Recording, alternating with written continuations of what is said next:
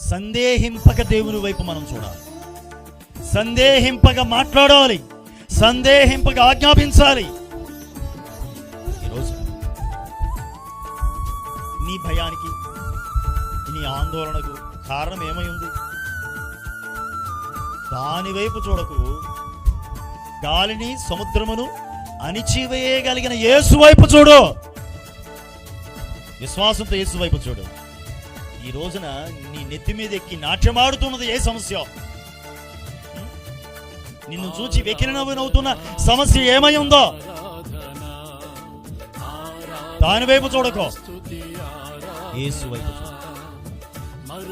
గాలి సముద్రం అణిచివేయబడుతుంది, చదును భూమిగా మారుతుంది. గొప్ప పర్వతం చదును భూమిగా మారుతుంది. కొండలు సైతం పెకిలింపబడి సముద్రములో పడద్రోయబడతాయి. ఎప్పుడు? సందేహింపక, ఒక స్థిరమైన విశ్వాసమును కలిగి. అంతేగా? ఎప్పుడైతే మనం అలా ఉంటామో మన జీవితంలో అద్భుతాలు చూడగలుగుతాం.